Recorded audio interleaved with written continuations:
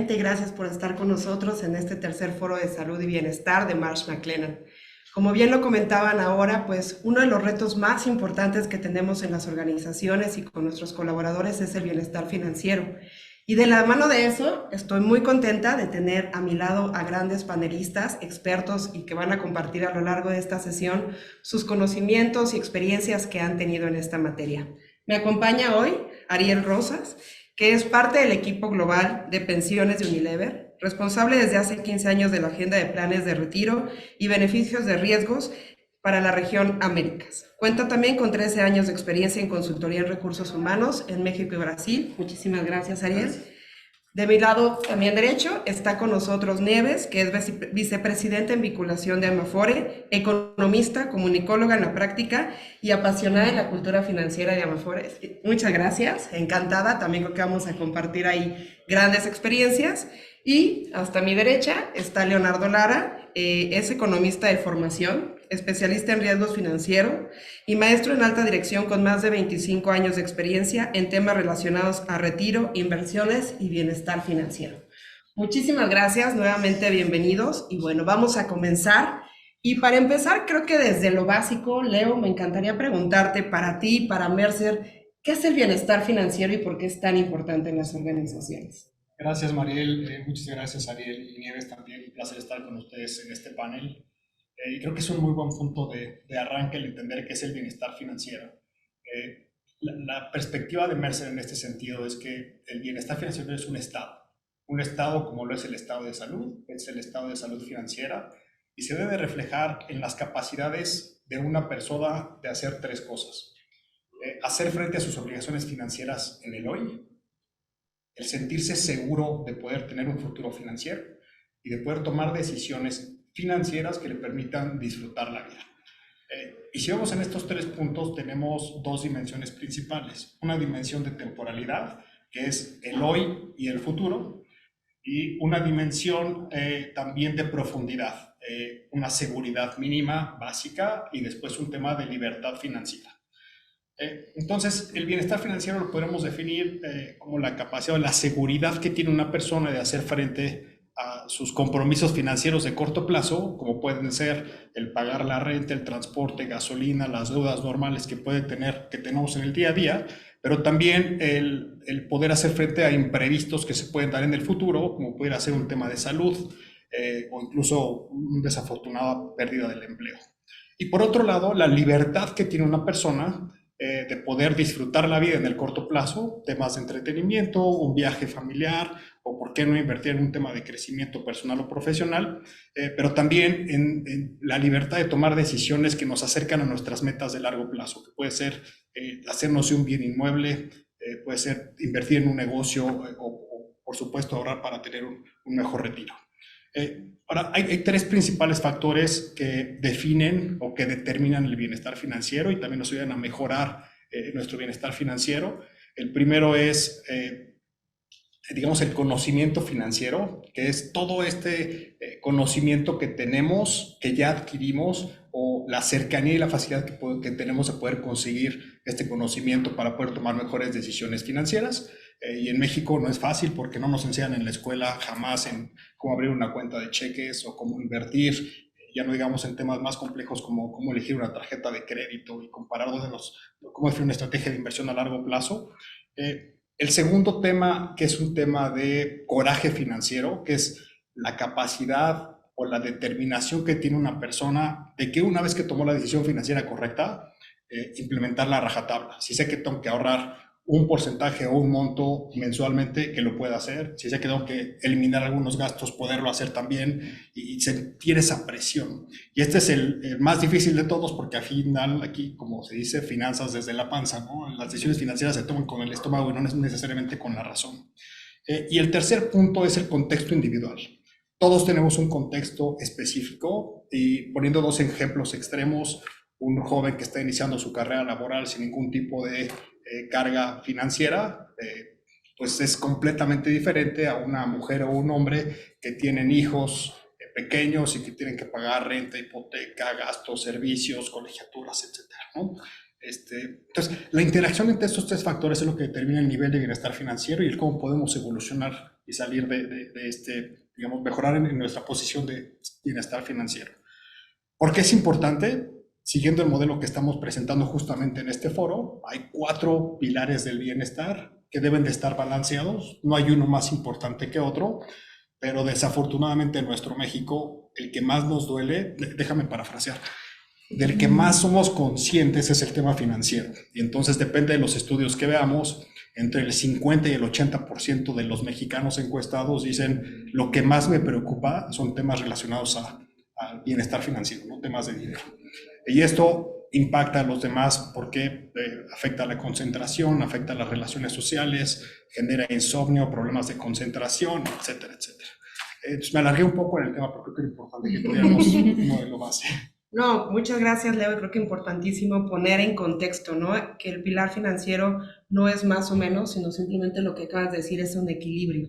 Y en línea a esto, Ariel, a mí me encantaría preguntarte como líder de bienestar financiero en Unilever, ¿por qué crees que es tan importante para las organizaciones el cuidar o fomentar el bienestar financiero de sus colaboradores? Gracias, María.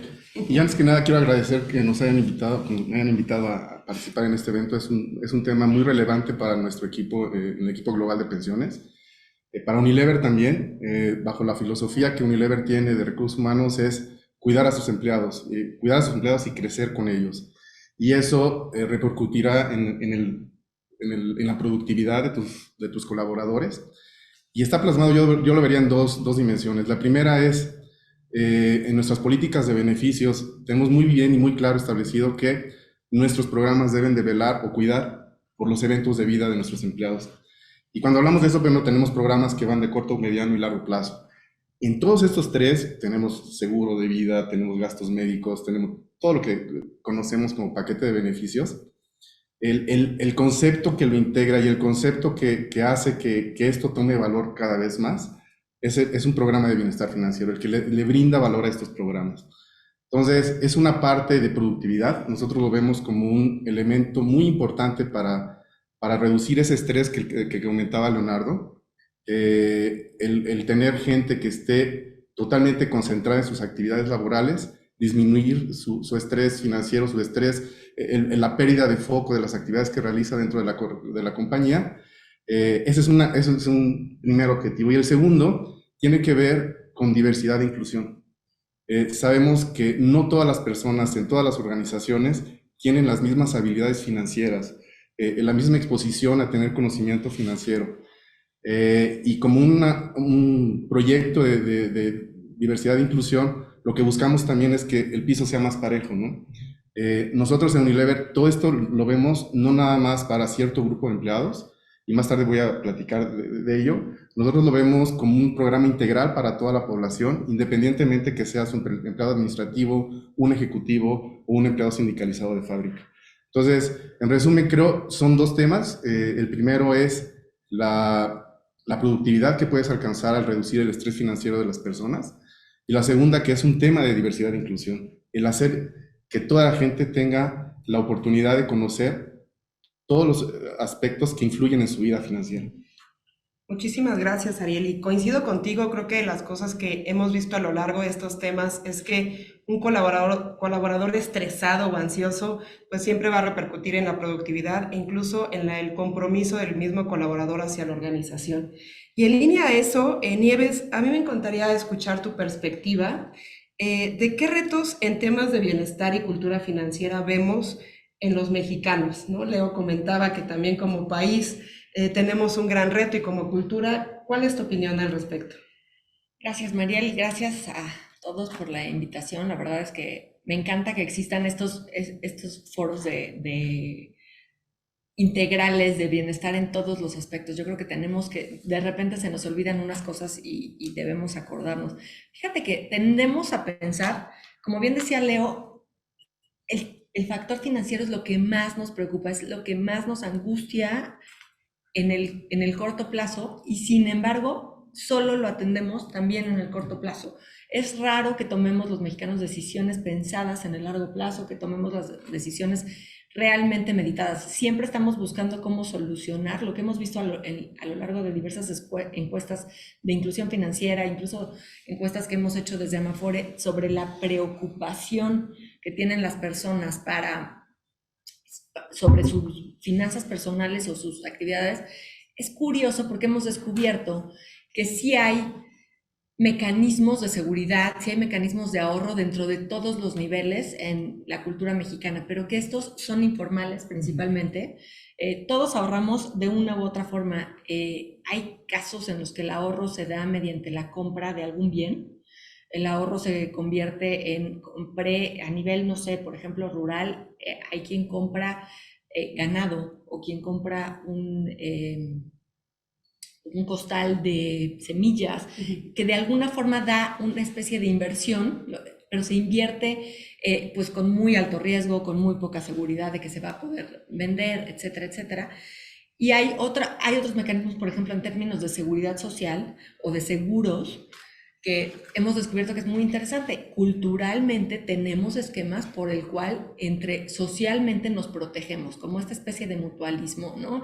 El tema de que hay padrinazgos para las fiestas, es una especie de ahorro, tanda o hasta seguro, ¿no? Podemos decir, pues a mí me toca ahorita entrarle a la fiesta de mi compadre porque cuando sea la mía me van a pagar. Y entonces es un mecanismo de ahorro o de seguro muy informal, muy de alto riesgo, porque no conocemos, o sea, tenemos principalmente un desconocimiento pleno de lo que son los servicios financieros y de cómo podemos realmente acceder a ellos, ¿no?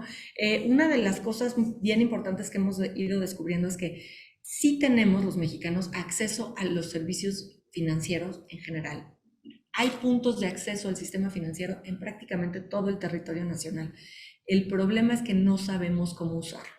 Entonces necesitamos encontrar esos puntos y como bien decía también Leo hace rato, no hay necesariamente una educación financiera y cuando la hay, a veces nos la dan en un momento en el que no la necesitamos, ¿no? Y decimos, ay, mira qué bonito, me están enseñando, como cuando aprendemos a usar Excel, eso me encanta. Te enseñan a usar Excel en segundo de secundaria y te dicen, mira, puedes hacer una macro preciosa metiéndole 500,000 datos. La aprendes a usar y te parece, mira, esto está sumamente interesante, pero no tengo ninguna necesidad de hacer una macro en mi vida, ¿no? Porque estás en segundo de secundaria y eso es lo que hay. ¿Qué pasa? Bueno, lo mismo, te enseñan, mira, es que sí, hay inversiones, hay tarjetas de crédito, sí, pero yo no tengo dinero, yo no tengo acceso al crédito, yo no tengo nada. Entonces, dices, la educación financiera la tienes que ir recibiendo conforme la vas necesitando y por eso es bien importante justo este acompañamiento a lo largo del ciclo de vida en las distintas necesidades que tienes en cada momento. Las personas van teniendo distintas necesidades según la edad según la circunstancia familiar. Entonces creo que eso es muy importante. Muchas gracias, Nieves. Y coincido contigo, por ahí lo comentaba Leo, lo comenta Ariel, la importancia de saber qué tanto nuestros colaboradores conocen en temas financieros o saben afrontar una situación, porque creo que información hay mucha, el tema es como a veces diagnosticarnos, ¿no? Y saber en qué momento y qué puedo ocupar. Y Ariel, tú comentabas en estas dos perspectivas y más adelante hablaremos de la equidad también, que creo que es un tema muy interesante desde la perspectiva de bienestar financiero. Pero en Unilever, ¿qué programas o esquemas han implementado para fomentar el bienestar financiero de sus colaboradores? ¿Podrías profundizar un poquito y compartir tu experiencia, retos, un momento de desahogarte también? Claro, pues, mira, todo esto, y lo platicábamos antes de entrar a las cámaras, se exacerbó más con toda la pandemia, ¿no? Yo creo que cobró una gran importancia este tipo de programas y también pasó en Unilever, ¿no? Nosotros ya estábamos trabajando en un programa así y básicamente lo que tenemos es, de entrada, todos los programas de beneficio que ya ofrecemos, es decir, seguros para protección patrimonial, lo que es seguro de vida, gastos médicos, etcétera. Tenemos un programa de beneficios flexibles en el que el empleado, de acuerdo a sus características personales, puede subir sus coberturas, bajar sus coberturas, etcétera. Eso está bien, pero lo que nosotros queríamos era amalgamarlo a través de algún programa que les hiciera ver que todo lo que van a enfrentar afuera de la organización, en su día a día, puede utilizar como herramienta estos programas. Y ahí cobra mucho valor, pues por ejemplo, nuestras cajas de ahorro para hacer frente a las deudas, y eso podemos platicarlo un poquito más si nos da tiempo. El fondo de pensiones que ya tenemos, que es para prevenirnos ante las eventualidades que vamos a tener al retiro. Tenemos todo nuestro programa de beneficios. Aunado a eso, lo que nosotros hicimos como programa de bienestar financiero realmente tiene 3 pilares.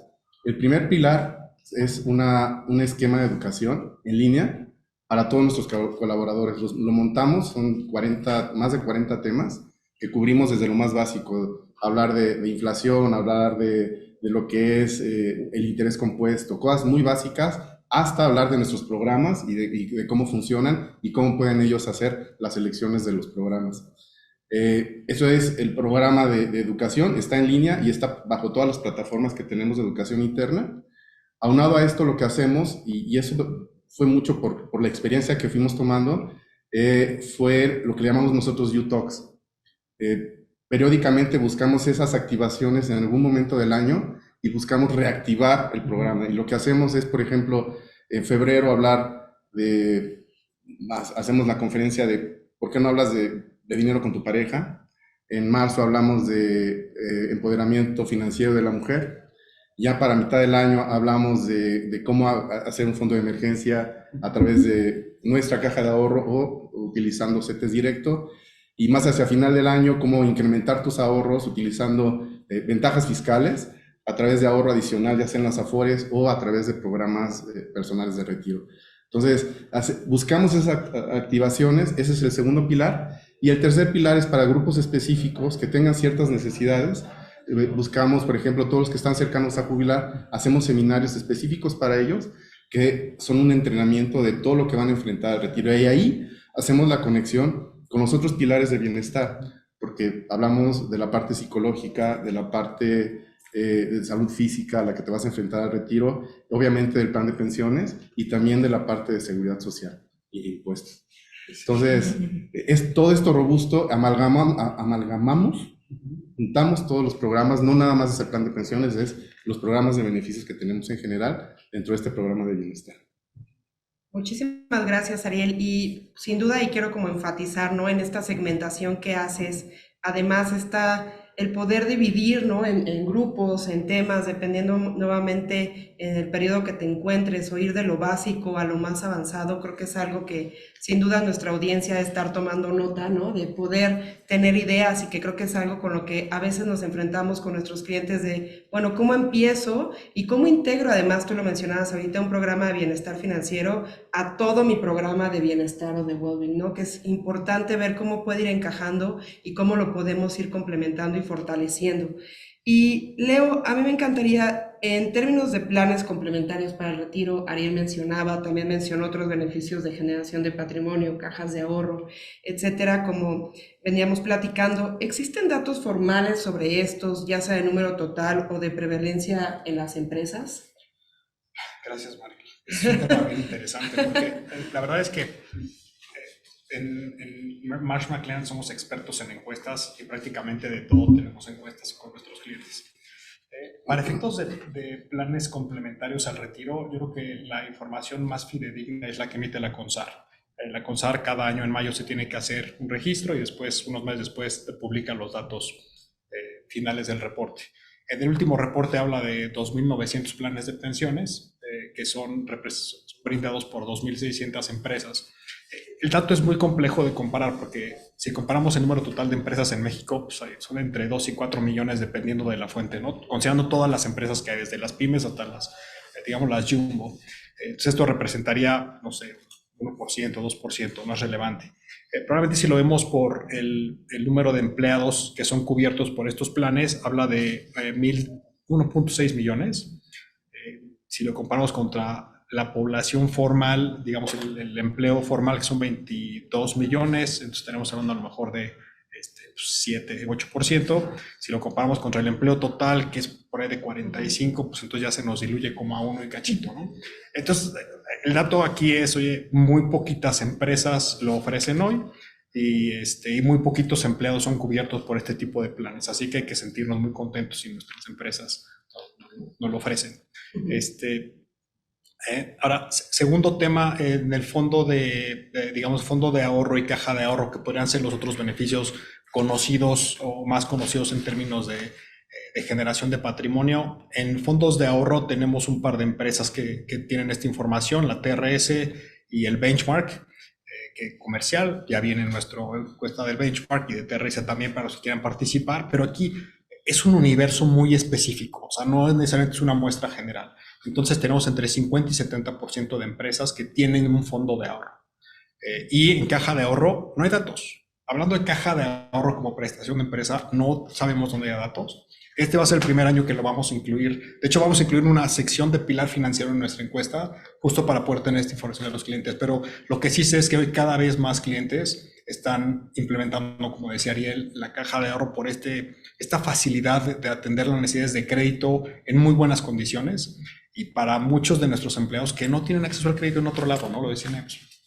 Si vas al banco y no te lo van a dar, internamente es una solución que es accesible y que les permite mejorar su bienestar financiero. Muchas gracias, Leo. Sí, yo también creo que vamos hacia la construcción de plataformas de ahorro en el camino y que es algo que deberíamos ir considerando en las organizaciones. Y Nieves, conectando este tema del plan de pensiones complementario que ahorita ha mencionado Leo, que ha mencionado Ariel, y que sé que se alinea con el objetivo de Amafore de fomentar el ahorro para el retiro, ¿no? Además de la reforma de pensiones que fue aprobada ahora en diciembre del 2020, ¿cuál considerarías o cuáles esfuerzos crees que hacen falta en México y dentro de las empresas para poder potenciar el ahorro para el retiro? Yo creo que muchísimo, hace falta muchísimo. Difícilmente pensamos en el ahorro para el retiro. Creo que una cosa que ha sucedido con las Afores es las personas como que de repente entendimos que los que nos íbamos a pensionar para el retiro con la Afore no nos iba a alcanzar, pero no quedó claro por qué, de quién era la culpa, cómo funcionaba. Y la verdad es que la Afore como tal, por ejemplo, es un gran instrumento. Y quienes tenemos un empleo formal, nuestra empresa está aportando la mayor parte de lo que tenemos ahí, lo está aportando la empresa. Nosotros aportamos solo un pequeñísimo porcentaje del 1.125% de nuestro salario. Y además, con la reforma del 2020, efectivamente se van a incrementar las contribuciones y vamos a terminar ahorrando más o menos el 15% de lo que ganamos. Eso es mucho dinero y creo que ya hoy en día, por ejemplo, según datos del INEGI, para el 85% de las familias, el mayor patrimonio financiero es lo que tienen en su cuenta Afore. Y para el 80% de las familias, según una encuesta de Amafore, es el segundo patrimonio de cualquier tipo, ¿no? El primero o segundo, depende de las propiedades que tengan. Entonces, ya tenemos un ahorro muy interesante. El Afore es un instrumento muy sofisticado y que es accesible para todos. Existen 72 millones de cuentas Afores en México.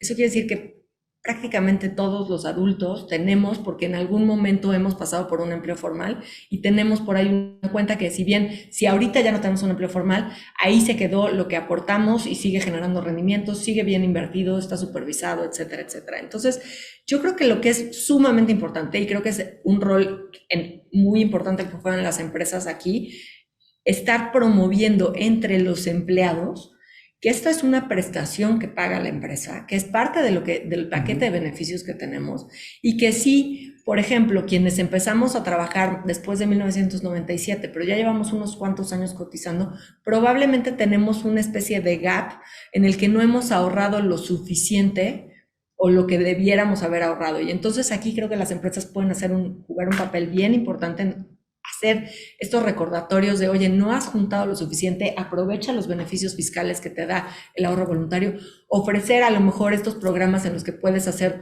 un ahorro adicional. Si el empleado pone una parte, la empresa puede complementar.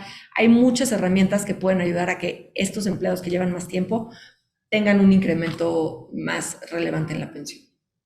Muchísimas gracias, Nieves. Y yo creo que, Ariel, siguiendo los comentarios que nos comparte Nieves y bueno, enfocándonos en ese recorrido hacia la jubilación, que algo que creo que a todos aquí nos apasiona y que buscamos que la mayoría podamos tener un retiro digno, ¿no? Y tranquilo. ¿Qué recomendarías a nuestra audiencia consideraran para el retiro, ya sea como empleados y como organización? Pues mira, yo creo, y aunado a lo que platicaba yo al inicio, ¿no? Las compañías tenemos la oportunidad de ser un agente de cambio, ¿no? O sea, la situación no es fácil y si me preguntan es suficiente lo que tenemos en la Afore. O sea, si 80% de la población tiene su principal patrimonio es la Afore, no es suficiente. La respuesta es no es suficiente lo que tienes en la Afore. Si lo sumas a lo que tienes en el plan de pensiones de tu compañía, si es que tu compañía ofrece plan de pensiones, probablemente va a ser suficiente, pero tampoco es suficiente. Hay un tercer pilar que es muy importante, el estar consciente de que debes de ahorrar, y ese ahorro se va a generar con cambios de hábitos.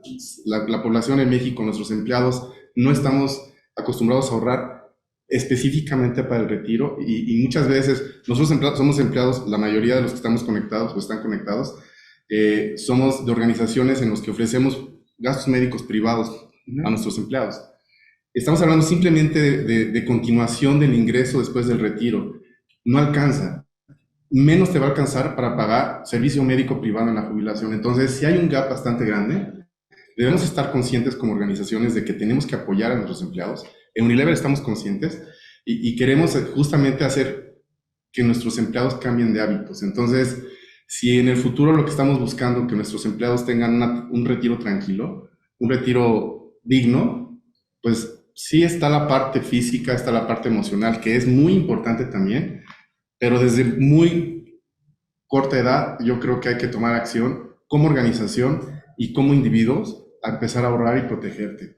Y rápidamente, hace un par de semanas hablé con una empresa hermana, bueno, una empresa con la que tuvimos relación en algún momento, y me decían que habían quitado el plan de pensiones, ¿no? Yo me sorprendí y les dije, ¿por qué quitaron el plan de pensiones? Pues es que la gente joven, y seguramente muchos de los que están en línea escuchan lo mismo, la gente joven no aprecia más los beneficios de corto plazo, aprecia más tener el efectivo en su cartera. Por lo tanto, nosotros como organización quitamos el plan de pensiones. Obviamente no comenté nada, pero si analizamos un poco esto, es responsabilidad de todos nosotros en recursos humanos, de todos los que estamos en las organizaciones, el crear ese valor. O sea, no es que el plan de pensiones esté mal, no es que el plan de pensiones no funcione. Nosotros tenemos esa responsabilidad de darle a los empleados la visibilidad de por qué es importante tener plan de pensiones. No todas las empresas lo tienen, y si lo tienen, hay que crear ese valor a través de ya sea de un programa de bienestar financiero o simplemente a través de comunicación continua, ¿no? Muchas gracias, Ariel. Coincido, creo que la comunicación es algo que debe de estar presente en cualquier organización y en este recorrido hacia la jubilación. Y forma parte, yo creo que este tema de bienestar integral, y no quiero dejar pasar, hablaremos en la última sesión del bienestar social, pero de la mano, y comentabas tú, Ariel, y también Nieves, en esta parte de equidad. Y Nieves, me gustaría que compartieras también al público qué retos existen en términos de equidad de género en lo referente al bienestar financiero. Híjole, Mariel, además ya los que me conocen saben que es un tema que tomo personal, pero hay una brecha muy importante en pensiones. La brecha de género en pensiones es mayor que la brecha de género en el mercado laboral y es mayor que la brecha salarial. ¿Por qué? Por varias razones. Se suman muchos factores. Uno de ellos es quienes nos estamos pensionando con esquemas de ahorro, los que nos estamos pensionando con lo que tenemos ahorrado al final de nuestra vida laboral. Tenemos el primer gran reto diferenciador, es que en promedio las mujeres tenemos una esperanza de vida mayor que los hombres. Entonces, aunque tengamos la misma cantidad de ahorros, si es que los tuviéramos, necesitamos que esos ahorros nos duren más tiempo. Entonces, la pensión necesariamente va a ser menor. Pero ojalá ese fuera nuestro principal problema. En realidad no llegamos a la edad de jubilación con la misma cantidad de ahorro por razones varias. Uno es la famosa brecha salarial. Las mujeres en promedio seguimos 24% por debajo en el salario de nuestros mismos pares, y adicionalmente las mujeres cotizamos menos tiempo a la seguridad social, ahorramos menos tiempo para nuestra jubilación. ¿Por qué? Porque tenemos empleos informales, la tendencia, la carga del trabajo no remunerado, el 78% del trabajo no remunerado que se hace en México lo hacen las mujeres. Se hace el trabajo de la casa, el trabajo de cuidados, se hace principalmente por mujeres, y eso frena a muchísimas mujeres de acceder al empleo formal, de acceder a un empleo que les requiere mayor tiempo, mayor dedicación, y por lo tanto que les puede brindar mejores planes de pensiones, mejor ahorro para la jubilación, etcétera, etcétera. Y esto no quiere decir que las mujeres no trabajen o que no tengan un ingreso, un trabajo remunerado. Muchísimas tienen empleos informales. Tenemos muchos ejemplos de mujeres que siempre están encontrando la forma de tener un ingreso adicional, son emprendedoras, muchísimas madres cuidadoras sobre todo, pero no tienen esta conciencia, no tienen esta educación de lo relevante que es ahorrar para la jubilación. Y por eso la propuesta también suele ser, si alguno de los miembros de la pareja, que no necesariamente es la mujer, pero que mayoritariamente suele ser la mujer, se queda a cargo de los cuidados y del trabajo no remunerado de la familia, es bien importante que exista un acuerdo familiar que compense ese trabajo, no solo en el presente, sino que también considere la jubilación. Muchísimas gracias. Yo creo que un tema que seguramente vamos a estar viendo en otros foros porque da mucho de qué hablar, con muchas perspectivas y sin duda creo que tiene que ser algo relevante y no quiero dejar pasar la oportunidad, Ariel, de que nos compartas también tu experiencia en Unilever respecto pues a estos temas y resultados que han tenido en temas de equidad. Sí, y prácticamente nosotros recientemente en este programa que hicimos de empoderar a la mujer financieramente en marzo, la verdad es que los resultados nos sentimos muy contentos. Estas activaciones que hacemos durante el año, la verdad es que nosotros nos sentimos muy satisfechos porque vemos la participación de nuestros empleados, incluso surgen otras pláticas derivadas de las conversaciones que tenemos con los empleados y activamos justamente hacia el programa del plan pensiones, ¿no? O el programa que corresponda. Los resultados han sido satisfactorios, creemos que tenemos todavía oportunidades. Yo creo que donde más, y yo estoy lo más satisfecho posible, es este tema de diversidad e inclusión. Cuando en el comité decidimos incluir a los personal de fábricas, yo estaba muy contento, dije, qué padre, porque estamos haciendo lo mismo que hacemos en otros países, en Canadá y Estados Unidos. Y la respuesta ha sido fantástica, es decir, apenas estamos lanzándolo comenzamos este año, pero la participación de los empleados de fábricas en estos programas ha sido entre un 40 y un 60%. Para nosotros eso nos da mucha alegría. Hay muchísimas preguntas, hay mucho camino por recorrer. Tenemos desafíos, sí, desafíos operacionales de confidencialidad de la información, de que la plataforma funcione, etcétera. Pero está funcionando, estamos trabajando con los empleados, estamos muy felices. Las mediciones las estamos haciendo, vemos que sí hay resultados, principalmente en este tipo de activaciones que hacemos, ¿no? Entonces estamos muy felices con el resultado. Muchas gracias, Ariel. Y yo creo que es algo que hoy en día todas las organizaciones estamos buscando, tenemos que ir para allá. Yo creo que un tema que podríamos seguir profundizando y todavía tenemos tiempo, creo que podemos justo hablar. Y Leo, me gustaría, si tú quisieras complementar con algo referente a la preparación a la jubilación, con base en tu experiencia, en lo que hemos visto en Mercer, ¿qué pudieras compartir a la audiencia? Sí, gracias, Mariel. Creo que lo que comentó Ariel respecto a tener los diferentes pilares que te van preparando hacia el retiro y cómo debes de integrar los diferentes pilares de bienestar específicamente, ¿no? El tema emocional, el tema mental y el tema financiero. Pero creo que también lo que tenemos que tener muy claro es que este proceso empieza desde que vamos muy jóvenes y esta charla de concientización debería de ser desde que no necesariamente desde que tenemos 20 años, pero sí desde lo más joven posible para que podamos ser conscientes de, oye, y ahorita me asustó Nieves, ya lo sé, pero cada vez que lo escucho, yo soy de la generación que empezó después del 97 y que me va a quedar ahí como sándwich entre los cambios de la reforma, es, oye, inicialmente tenemos que crear una conciencia y que sepas, oye, esto es lo que vas a tener a tu retiro y no te va a alcanzar y entonces, ¿qué vas a hacer al respecto? Y la empresa te puede dar estas opciones de ahorro y la seguridad social tiene estas opciones de ahorro e individualmente tú puedes hacer estas opciones de ahorro. Y luego eso irlo haciendo, no necesariamente cada año, pero ir haciendo una concientización a lo largo de toda la vida. Quizá cuando alguien está en la etapa de los 50 años ya hay que hacer algo un poquito más profundo. Decirle, a ver, tráete tus números, tráete tus documentos y vamos a ver a que arrastres el lápiz ahora sí, ¿no? Y te quedan 15 años o 10 años. Entonces ya tienes que ir arrastrando el lápiz con números de verdad. Y ya que está alguien muy cerca de la jubilación, entonces sí darle esta preparación de familiarmente, emocionalmente, ¿qué vas a hacer al siguiente día que te retires? ¿No? Soy padre, pues voy a estar en casa. Falta si los que estén en casa van a estar contentos contigo ahí y cuánto tiempo. Pero bueno, pues yo creo que ahí hay retos bien interesantes, Mariel. Sí, muchas gracias. Yo creo que el acompañamiento al retiro y hablándolo en un momento de este camino financiero es vital. No solamente, lo comentabas muy bien, Ariel, creo que un pilar muy fuerte es lo financiero, pero cómo se acompaña con lo emocional, con la salud y con todos estos pilares que hemos venido comentando a lo largo de este foro. Y bueno, pues concluyendo, Leo, me encantaría también si podríamos compartirle a una audiencia cuál podría ser el roadmap, ¿no? Ese journey que deberían de seguir las organizaciones para crear, mantener o fortalecer un programa de bienestar financiero. Gracias, Mariel. Qué difícil pregunta.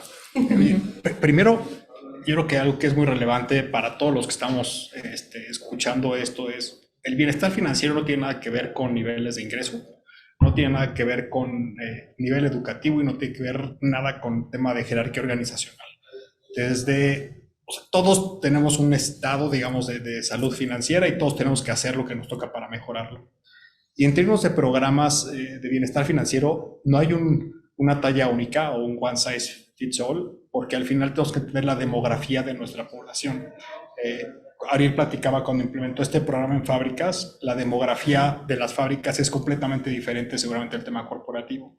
Retos diferentes. Entonces yo creo que el primer tema es cómo hacemos para generar conciencia de nuestros colaboradores al respecto, y ahí hay check-ups financieros que les permiten muy fácilmente entender dónde estás y qué podrías hacer para mejorar. Esta información le da a la empresa suficiente material para que defina cuáles podrían ser los siguientes pasos. En México es muy común que el tema que más inquiete es cómo salir de deudas. Por ahí hay unos datos en donde, no sé si es el de la ENIF o la de ingreso de los hogares, que dice que 1 de cada 2 mexicanos tiene una deuda impagable. No dice a qué se refiere impagable, ¿no? Pero al final es una carga tan fuerte que no te deja vivir y ser feliz. Entonces, ¿cómo podemos ayudar a nuestros empleados a que puedan romper esta carga y poder mejorar? Temas sencillos, yo diría orientación, platicaba Nieves, en el momento que lo necesitas. El que necesita entender cómo se desendeuda, platícale de eso. El que necesita aprender a invertir, platícale de eso. Un tema de comunicación de lo que tienen hoy. Todas las empresas tienen algún tipo, a lo mejor no como estrategia de bienestar, pero tienen algo ahí, un fondo de ahorro que presta o no presta y pueden utilizar, un préstamo de nómina que dan, alguna empresa externa que está ahí participando. Entonces, ¿cómo es la mejor forma de conectar esto con las necesidades específicas de los colaboradores? Ahí hay muchísimo que hacer, pero sí, hay que hacer una estrategia para cada una de las empresas. Muchísimas gracias, Leo, y pues muchísimas gracias. No sé, Ariel, Nieves, si quisieran dejarle un breve mensaje a la audiencia para despedirnos. Pues muchas gracias, Mariel, por la invitación. Yo creo que justo recordar, ¿no? Que sí tenemos herramientas, que sí es que nos acerquemos, que preguntemos. Yo creo que es importante que haya canales y espacios dentro de las empresas, sobre todo, para que los trabajadores, los colaboradores puedan acercarse y preguntar sus dudas.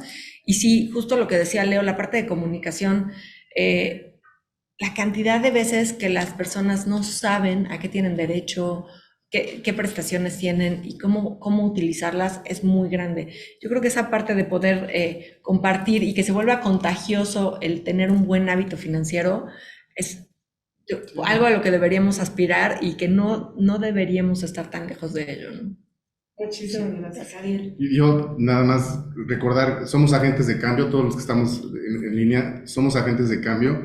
El tema de bienestar financiero es apasionante y creo que podemos hacer bastante por nuestros empleados. Hay un business case, siempre hay un business case y es positivo para poder implementar programas de esta manera. Entonces, los invito a que lo consideren.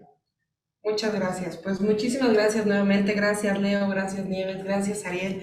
Mariel, una servidora. Pues muchísimas gracias.